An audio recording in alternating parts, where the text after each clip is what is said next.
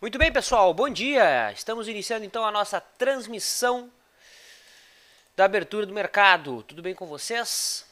Quem fala com os amigos é Fábio Figueiredo, Vlad, como a maior parte do pessoal me conhece aqui na internet, né? Vocês podem me dar o feedback de como está a transmissão. Estamos então entrando no ar. Só um momentinho. Agora praticamente foi. Legal, então obrigado aí o pessoal que já está me avisando. Todo mundo que está chegando agora.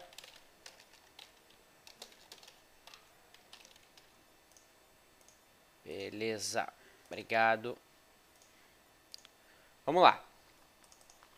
Então, na tela aí o gráfico do índice futuro, que trabalha no momento em alta. Quarta-feira com o índice trabalhando com uma alta de 1%. Né? Podemos já marcar aqui a linha d'água do dia. E o mercado desenvolve o que chamamos aí de primeiro movimento. Esse primeiro movimento por hora esbarra numa resistência, que é a máxima a zona, né, dada entre a máxima de ontem e anteontem, e segunda-feira. Porém, percebam, o mercado está muito próximo de superar a máxima da semana, né? Muito próximo de fazer isso. Ok? Bem próximo de fazer isso. Beleza, obrigado aí ao pessoal que está chegando agora. Dentro do nosso modelo, vamos aguardar então a confecção de um topo para buscar operações na compra, e a reversão dessa expectativa inicial positiva se dá com os preços passando para baixo da linha da água, somente abaixo de 50.245. Nos 60 minutos, quem opera Dunningham de alta, né? Nós já tínhamos Dunningham de alta montado aqui na penúltima hora de ontem, porém a média móvel de 21 estava virada para baixo, né? Então, ou seja, era um Dunningham de alta contra a média, e até porque esse Dunningham teria sido acionado na última hora do pregão do dia, ou seja, era inoperável, né? Então agora a conduta é esperar um Dunningham de alta aparecer, ou seja, eu preciso que o mercado descanse e faça um novo upar. Tá? Bem interessante aí o movimento do índice. Parece que já fizemos aqui 1, 2, 3, 4, 5 movimentos, né? Então aqui onda 1 ou A, não sei, impossível saber. Essa correção aqui em 3 tempos, olha que coisa bonita. A, B, C. Isso aqui teria sido a onda 2 ou B. E agora, quem estaria dando início seria a onda 3 ou C. A projeção disso seria 53.900 pontos. Seria o mercado voltando para as máximas lá do mês passado. Óbvio que isso é confirmado somente com os preços passando para cima do 51, com a confirmação aqui do pivô de alta. Mas para quem quer antecipar esse cenário, já há argumento técnico. Muito bem, então o índice já desenhamos aí o cenário, aguardando o primeiro movimento para se aproveitar das oscilações positivas, se elas vierem a acontecer durante o dia. Dólar abrindo em alta também, porém a abertura em gap de alta já foi desfeita, né? O mercado montou aqui o que chamamos de barra elefante. O BIS estivesse aqui já teria operado na venda a perda mínima da primeira barra do dia, e isso desenha um cenário por hora baixista para o dólar. Já é possível marcar a mínima do dia e buscarmos então o que chamamos aqui de primeiro movimento exótico. Tá? Não temos muito espaço. Perceba que logo abaixo disso a gente tem a mínima do mês, né? Até então. Mas, como a gente não leva isso em consideração, se perder a mínima, estaremos vendendo. Nos 60 minutos, quem opera Dunningham, teve um Dunningham acionado na abertura, um Dunningham de alta, né? Afinal, a última barra de ontem montou um Dunningham, só que o problema é que esse Dunningham o mercado já abriu 7 pontos além do ponto ideal de entrada, então foi difícil executar a posição. E mesmo que tivesse feito quando o mercado recuou, que já teria sido estopado, né? A média móvel de 21 no 60 ainda sobe. Perceba que o dólar também estopou, quem trabalhou o ponto contínuo aqui nos 60 minutos ontem. É hora de falar delas, das commodities. Milho. Milho que deu lindos trades aqui nos últimos dias, né? Pela média móvel de 9, que é um modelo que a gente acompanha bem de perto no diário. Deu venda no dia 14, a posição foi encerrada na segunda-feira com 85 centavos de lucro, tá?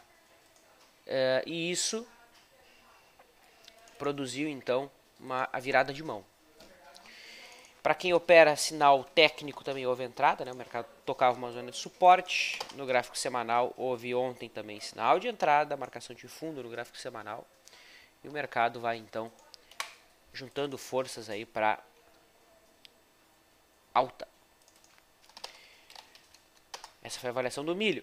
O boi está testando aqui o que seria a neckline de um ombro, cabeça, ombro, rompimento dessa zona. A gente vai poder buscar trades na compra por análise técnica, né, análise gráfica. Quem opera por média móvel sabe que já tem trade aberto desde o dia 22. Esse trade não oferece mais risco por hora. O lucro é de R$3, R$1.000 por contrato. Basicamente. E o boi está em processo de retorno à média aqui no seu gráfico semanal. Vamos observar as possíveis táticas de guerrilha para o dia. Acredito que hoje não tenhamos muita coisa. Afinal de contas, o Ibovespa deixou um doji ontem. Mas quem me ajuda a buscar isso é o site do Bolsa Financeira. Login. E vamos ver se tem alguma coisa. Vou lá nos filtros.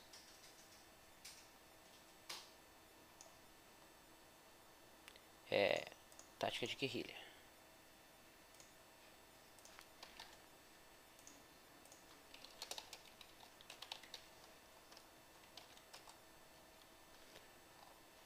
Bom, então vamos ver se tem alguma coisa aqui que se encaixa. BEMA3 é um dos papéis rastreados, mas perceba que o papel sai da média, né? Não é aquele cenário adequado para guerrilha.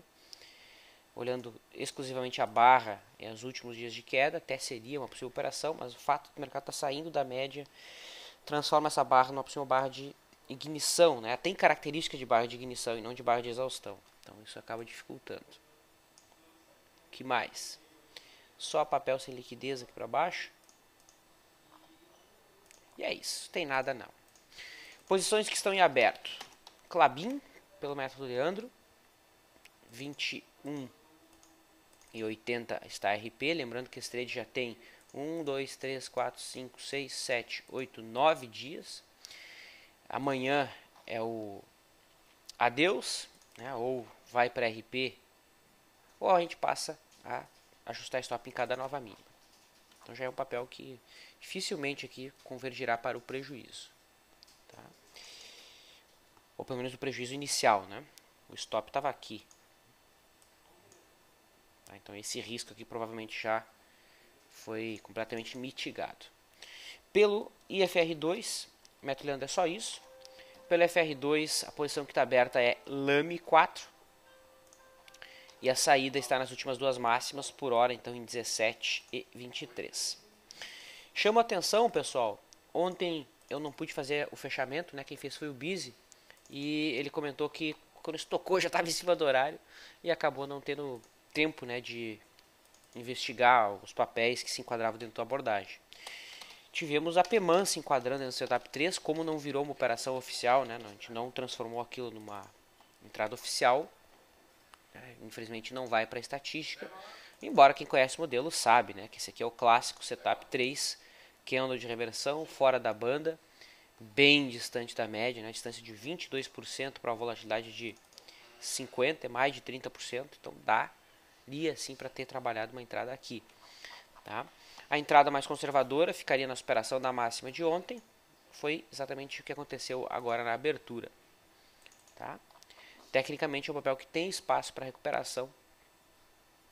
Vamos ver se ele toca alguma zona de alguma retração. Olha ali, está na zona de retração de 618, né? Da última perna de alta, em zona de topos anteriores também como suporte. Certo? esse foi o papel que mais chamou a atenção dentro desse ponto de vista. Com essa introdução feita, a gente pode iniciar a interação e eu começo aqui respondendo a questão do GCE, né? Ele diz o seguinte: Vlad, posso concluir que agosto é um mês interessante para day trade, considerando a alta volatilidade histórica? Pergunto, pois gostaria de agendar férias para um mês, considerando bom de trabalhar no intraday. Cara, se você quer selecionar um mês para day trade, né? Sem dúvida, o mês de agosto, mês de outubro são meses indicados, tá? Porque historicamente são meses que o mercado costuma se mexer bastante. Okay? E para o day trader, a variável mais importante é a volatilidade, o movimento de preço. Quanto mais amplo for o movimento, mais chance ele tem de auferir lucro e fazer com que os custos pouco impactem os trades dele. Tá? Então, sem dúvida, agosto é um mês interessante. Porém, como disse aqui o Márcio, né? O GCE diz o seguinte: pergunto, pois gostaria de agendar férias, né, para operar. O Márcio já disse, cara, por experiência própria, não faz isso não, descansa nas férias, já fiz isso, perdi as férias, dinheiro e tempo, foco em swing trade mais light. É questão de gosto, né? Eu também não abriria a mão das minhas férias para operar o mercado, tá? Mesmo sendo a possibilidade de um mês interessante, não quer dizer que vai ser um mês excelente, é só uma expectativa que se tem, tá? Então, eu acho bem ousado fazer isso, agendar férias para operar o mercado, mas não posso criticar, afinal cada um sabe o que faz. Então fica a mensagem do Matheus aí para o GCE. Vocês podem conversar entre si aqui, pessoal, é só fazer o login com o Facebook, vocês podem trocar ideia tranquilamente. O Gustavo diz o seguinte: bom dia, Vlad, qual a sua leitura para a Petrobras hoje? Aproveita a oportunidade para saber onde encontro o livro impresso Táticas Operacionais de Swing Trade do Stormer. Bom, Gustavo, esse livro, até onde eu sei, tinha uma cópia, né, aqui no nosso escritório. Foi um livro que vendeu rapidamente e acabou ficando só versão e-book. E essa cópia que ficou aí, a gente fez uma promoção semana passada, a gente deu de presente quem comprou nossos cursos ali no último dia 31. E um desses presentes foi essa única cópia aí do livro do Storm, que, se eu não me engano, foi assinado ou vai assinado ainda, pelo que eu ouvi falar, tá? Mas a gente não tem mais no momento esse livro impresso, Gustavo, tá? A gente está até estudando fazer novas edições aí, porque o pessoal pergunta bastante, né? Muito bem. O dólar, se romper a linha d'água de novo, é compra? Diz o Chaves. Não, se romper a linha d'água para cima, nós temos um dia Search and Destroy, Chaves. Porque o mercado abriu acima da linha d'água, passou para baixo.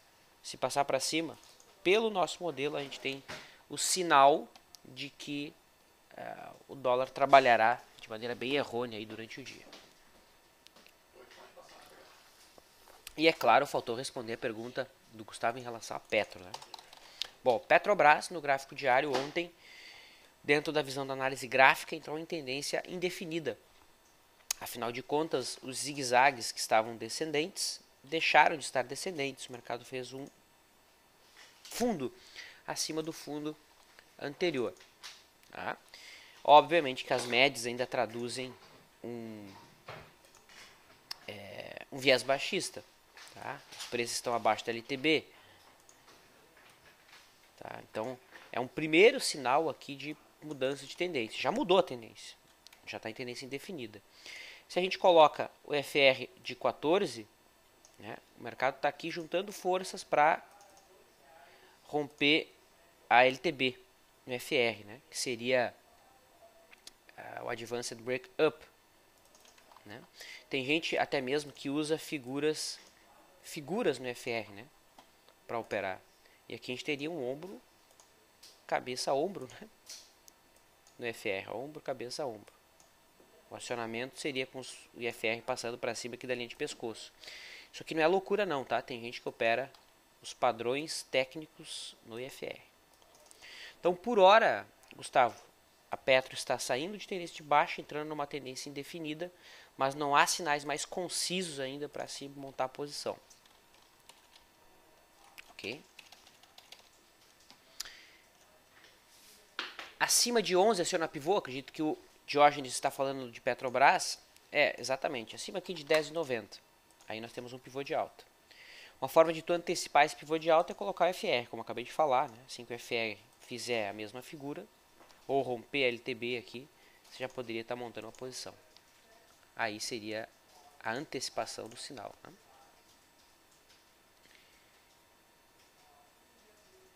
O Carlos ali já está ligado no dólar, né? Postou na LS Live que o dia no dólar Search and Destroy, exatamente, Search and Destroy. O papel parece estar dentro de um alargamento reto, né? Fundos mais baixos, topos aí. Na verdade não são topos do mesmo nível, não. São topos mais altos. Alargamento. O índice ainda continua com cenário comprador. Falta a marcação de um topo e posterior rompimento da máxima para a gente buscar trade na compra. Vale 5, abrindo forte, pode comentar? Bom, Vale 5 é um papel que eu particularmente tenho uma expectativa bastante positiva. Até fiz um post lá no nosso fórum, né? Hoje o pessoal não usa tanto o nosso fórum, tem conversado mais pela LS Live, mas fiz um post lá, né? Por que graficamente a Vale estaríamos perto de um fundo na Vale, né? Tipo, eu postei isso aqui no final de semana, tá? E aqui eu dei os argumentos. Era o terceiro teste de uma linha de referência no semanal, a expansão de 100% da última perna, tripla divergência de alta no FR e tudo isso depois de 6 semanas de queda. Então, na minha visão, a Vale tem tudo para estar armando aí um fundo mais importante nessa zona de preço. Tá? Só que no diário não tem sinal de entrada tranquilo aqui no momento, né? Não vejo nenhum sinal de entrada tranquilo, o sinal ficaria acima de 16,05, que é exatamente a máxima da semana passada. E seria tecnicamente a marcação de um fundo aí no gráfico semanal. Tá?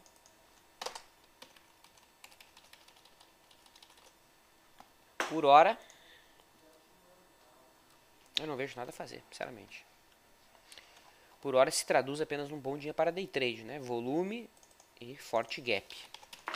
Então, quando a gente tem volume, a gente tem o prenúncio de grandes movimentos no dia, de movimentos amplos, que vale a pena buscar day trade.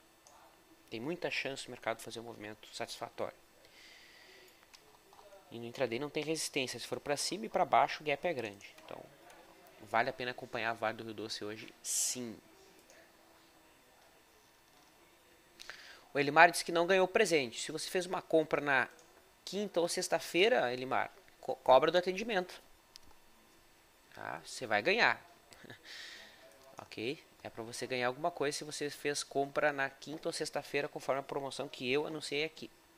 Tá? Pega lá a cópia do comentário de fechamento e mostra. Tá aqui, ó. O Vlad falou que eu tinha direito a um presente.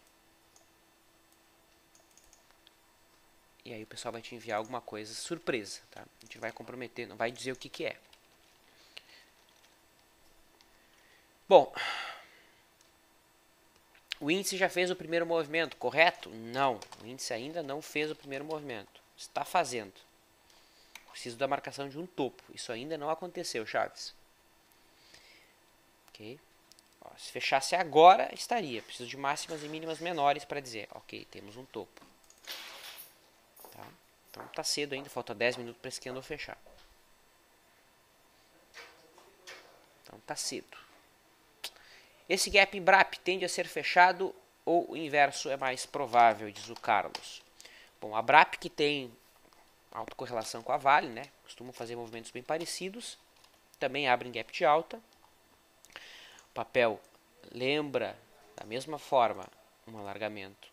Topos mais altos, fundos mais baixos. Eram papéis que a gente havia acompanhando aqui as suas divergências, né? Ok? Mas a pergunta do Carlos é se esse gap tem maior probabilidade de ser fechado ou não. Por hora, não há sinal de fechamento de gap, né? O sinal de fechamento de gap é quando a gente tem o primeiro candle do dia, um candle preto, ok? E o mercado aciona esse candle, ou seja, perde a mínima dele. Por enquanto, a expectativa é que esse gap não seja fechado. Óbvio que o mercado pode ir e fechar, mas de acordo com o sinal que eu tenho agora, esse é o cenário menos provável. Tá? cenário menos provável no momento. E para day trade, a propósito, eu prefiro a Vale, né? O volume projetado está bem maior que a Brap.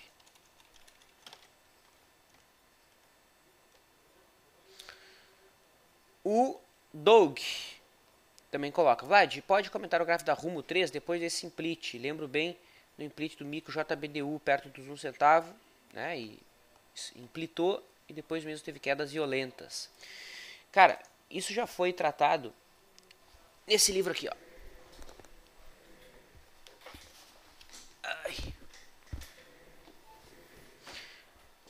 Ó, esse aqui é o livro do Joseph Granville, tá? Esse aqui foi o cara que idealizou o OBV, certo? Idealizou o Clímax, idealizou a LAD, e ele trata disso nesse livro. Ele fala aqui da regra do implit dos splits, tá? Ó, aqui na página 123 ele fala dos splits, e em algum lugar aqui ele fala também do implit, que é o oposto do split, né? O implit, para quem não sabe, é quando as ações estão valendo um valor, ficou estranho, né? Estão valendo pouco, é um valor nominal baixo, a empresa vai lá e faz o quê? Ela junta ações e faz com que o preço fique maior, criando então uma liquidez que favoreça a negociação dessas operações. E isso, de acordo com a nossa experiência,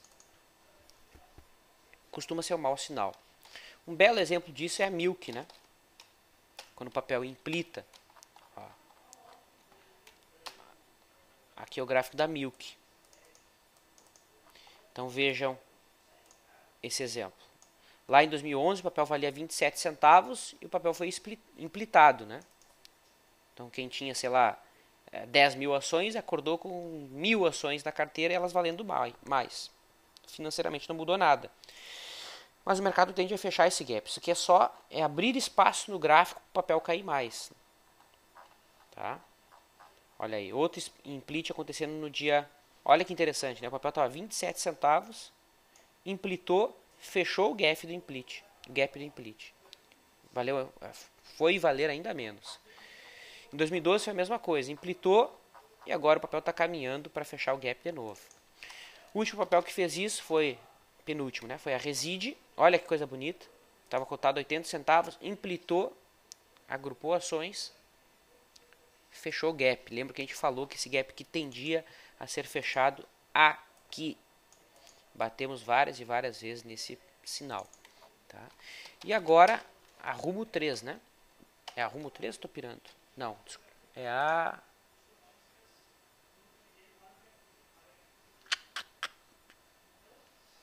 JBDU.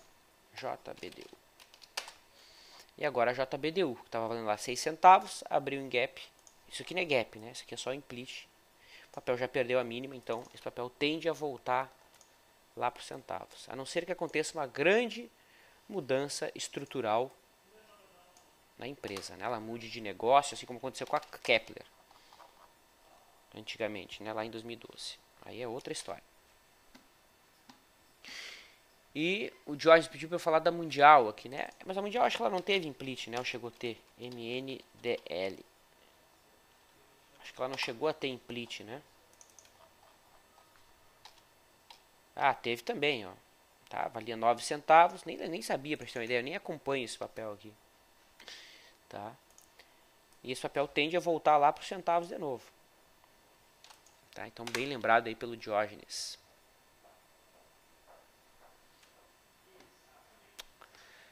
Muito bem.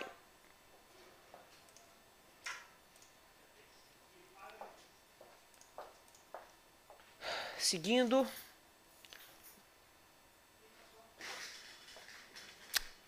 Vlad, você sabe por que o volume não fica disponível no XP Pro? Cara, realmente não sei, Cláudio. Tem algumas coisas que acontecem no XP Pro que não tem explicação.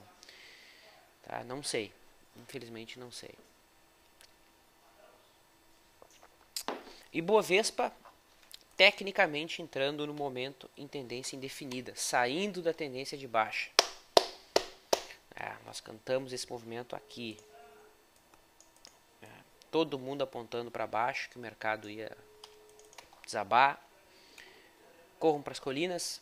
O mercado acaba de sair de tendência de baixa, tecnicamente entrando em tendência indefinida. Se o mercado fechar assim, tecnicamente estamos em tendência indefinida, não mais em tendência de baixa. Teríamos a marcação de um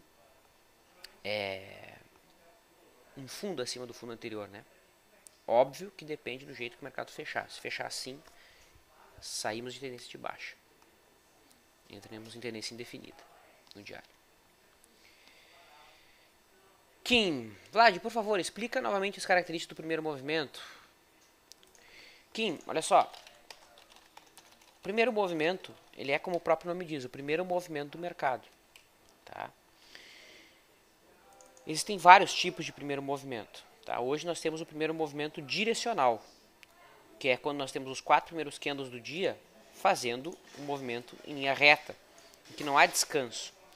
Quando isso acontece, eu preciso marcar o término desse primeiro movimento em algum lugar. E esse ponto é quando eu tenho a marcação de um topo. É basicamente um zigue-zague. Então eu tenho que esperar a formação de um zigue-zague para poder operar na compra esse papel. Tá? Isso dentro do nosso modelo, é claro. O primeiro movimento não tem nada a ver com primeira hora. Tá? Uma coisa é uma coisa, outra coisa é outra coisa. Nem sempre o primeiro movimento será dentro da primeira hora. Tá? Então nós temos o primeiro movimento lateral, tem o primeiro movimento direcional e tem o primeiro movimento exótico, que seria o que o dólar estaria fazendo, mas que desconfigurou aqui, quando sinalizou um dia Search and Destroy. Né? Aqui no LS Live aqui no chat fica difícil a gente dar detalhes dos modelos, né? Porque a gente faz isso com muita cautela nos treinamentos. E ali nos treinamentos existe um canal que você pode enviar as perguntas, interagir conosco, com os outros alunos. Tá? Então aqui tem o método Leandro de Day Trade, que é o que a gente tanto fala aqui todo dia, né? E aproveitem, pessoal, esse valor aqui vai mudar, tá muito barato. Esse curso aqui não tem que valer R$400, R$500.